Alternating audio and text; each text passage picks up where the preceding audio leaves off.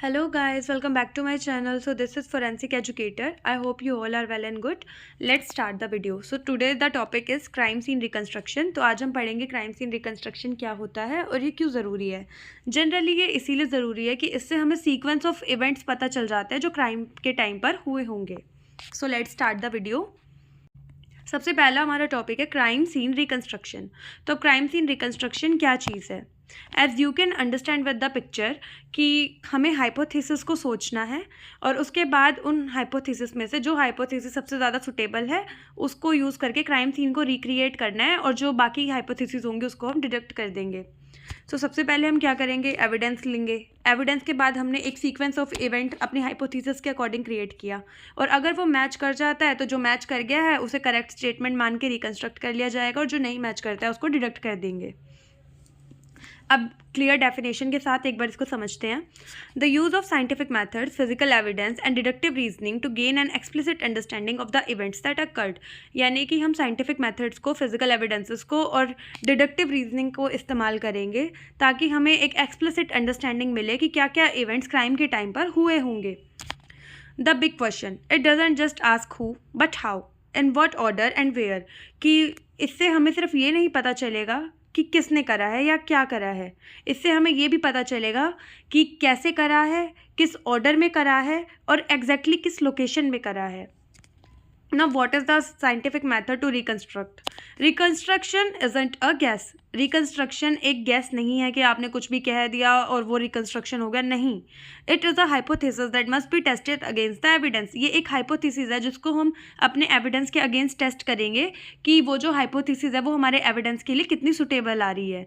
अगर हमारी hypothesis से हमारे evidences match नहीं कर रहे तो हम evidences को नहीं बदलेंगे, हम hypothesis को change करेंगे, which is called as deductive reasoning.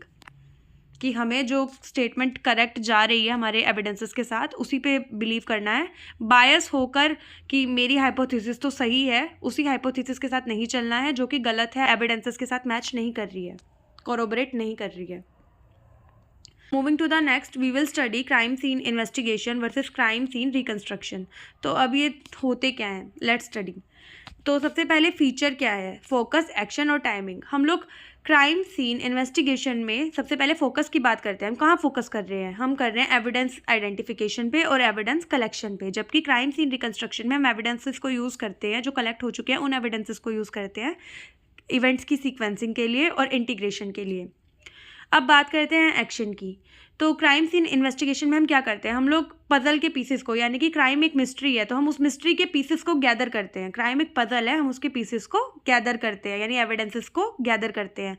और क्राइम सीन रिकन्स्ट्रक्शन में हम क्या कर रहे हैं, हम उन्हीं पीसेस को, उन्हीं एविडेंसेस को साथ में पुट करते हैं so that we can create a hypothesis and reconstruct the crime scene, जिससे हमें सीक्वेंस का पता चल जाए कि किस ऑर्डर में क्राइम हुआ था. Then there is timing. तो गाइज़ अब हम बात करते हैं टाइमिंग के बारे में. तो क्राइम सीन इन्वेस्टिगेशन होती है हैपन्स एट द सीन, यानी कि सीन के ऊपर होती है. क्राइम सीन इन्वेस्टिगेशन कहाँ होती है, सीन के ऊपर होती है, क्राइम सीन के ऊपर होती है. और क्राइम सीन रिकन्स्ट्रक्शन कहाँ होती है, क्राइम सीन रिकन्स्ट्रक्शन या तो लैब में होती है या फिर ऑफिस में होती है बाद में. मतलब कि क्राइम सीन इन्वेस्टिगेशन के बाद क्राइम सीन रिकन्स्ट्रक्शन होती है. सबसे पहले क्राइम सीन इन्वेस्टिगेशन होती है जो कि क्राइम सीन पे होती है. Crime scene reconstruction crime scene investigation से जो भी हमें एविडेंसेस मिलते हैं उसके बेस पर लैब या ऑफिस में करी जाती है.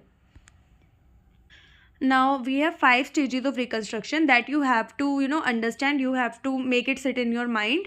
और इसको बिल्कुल पक्के से अपने दिमाग में बिठा लीजिए कि क्या क्या 5 स्टेजेस हैं हमारे रिकन्स्ट्रक्शन की. सबसे पहले आता है डेटा कलेक्शन. तो डेटा कलेक्शन में हमें अलग अलग डेटा को कलेक्ट करना है. We should review all photos, all sketches and lab results. हमें सभी लैब रिजल्ट्स को, फोटो, स्केचेस, हर चीज़ को अच्छे से रिव्यू करना है, जो कि हमारा फर्स्ट प्रोसेस है विच इज़ डेटा कलेक्शन. यानी हर तरह का डेटा हमें कलेक्ट कर लेना है अपने क्राइम सीन से related. Then there is conjecture. What is conjecture? Developing a possible explanation for what happened. हमें एक possible explanation बनानी है जिससे कि हम समझ सके कि क्या हुआ होगा क्राइम सीन के टाइम पर. Then there is hypothesis formulation. तो हाइपोथेसिस फॉर्मुलेशन में क्या होगा कि narrowing down the most likely sequence of events.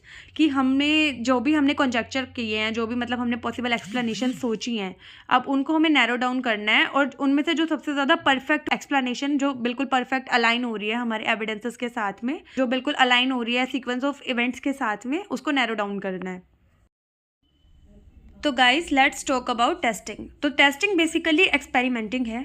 इसमें हमने अब हाइपोथेसिस तो फॉर्मुलेट कर लिया है, बट जो हमारी हाइपोथेसिस है वो हमारे एविडेंसेस के साथ कितना कोऑपरेट कर रही है, कितना उस एविडेंस के साथ जा रही है, हमें यूँ देखना है, ठीक है, कि हमारी हाइपोथेसिस कितना कोरोबरेट या सपोर्ट कर सकती है हमारे एविडेंसेस को या क्राइम सीन को। तो गाइज इसका एग्जांपल हम यहाँ से लेके समझते हैं कि जैसे कोई वेपन वाला केस था, कहीं पे फायरिंग हुई है, ठीक है। अब हमें फायरिंग के लिए हमें लोकेशन पता करनी है कि किस लोकेशन से जो भी कल्प्रिट रहा होगा उसने फायर किया है। तो हम सेम मटेरियल की एक गन लेंगे और उस गन से अलग अलग वे में फायर करके देखेंगे।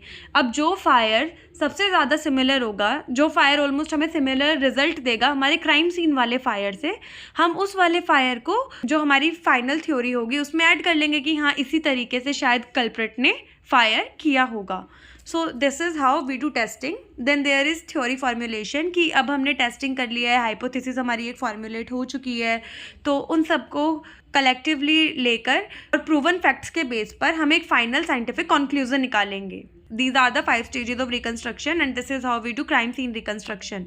लास्ट में हमने क्या किया, हमारे जितनी भी इंफॉर्मेशन थी डेटा कलेक्शन किया, उसके बाद जो कंजक्चर हमने किया कि स्टेटमेंट्स कौन सी गलत थी कौन सी सही थी, फिर उन सबको एक सीक्वेंस में लगाया।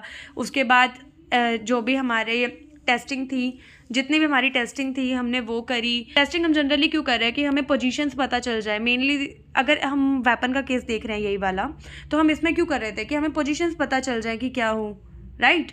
तो टेस्टिंग हम बेसिकली इसीलिए कर रहे हैं कि एविडेंसेस तो हमें मिल गए हैं, बट वो एविडेंसेस उस जगह पर किस तरह से पहुँचे, या फिर जो हमने क्राइम सीन पर देखा वो क्राइम सीन वैसा किस तरह से बना, उसके लिए हमने टेस्टिंग की है, राइट। उसके बाद जो भी हमने 4 स्टेजेस में किया था उस सबको हमने एक साथ कंबाइन किया और एक थ्योरी को फॉर्मुलेट किया, और वो थ्योरी हमारा क्या है, फाइनल साइंटिफिक कंक्लूजन है। This is how we did crime scene reconstruction. So guys, this is all about the video. Please comment down your queries. If you have any doubt or if you feel कि something I have missed, तो please आप उसे comment करें, तो मैं अगली बार उस topic से रिलेटेड, उस पर्टिकुलर टॉपिक से रिलेटेड वीडियो ज़रूर बनाऊंगी, so that you will understand more easily the concepts. So this is all about the video. Please like, share, comment and subscribe to my channel. And guys, one more thing कि हम forensics में जो भी कर रहे हैं वो हमेशा 99.9% प्रूवन होता है, राइट। कभी भी आप 100% गारंटी नहीं ले सकते हो किसी भी चीज़ की। There must always have to be a 0.1% error. यहाँ हमेशा एक 0.1% एरर होगा हर चीज़ में। You have to mention that 0.1% error always. हमेशा चांसेस होते हैं 0.1% एरर के, so always keep a 0.1% error. Nothing is 100% proven, it is always 99.9% proven. Keep that in mind. Bye bye.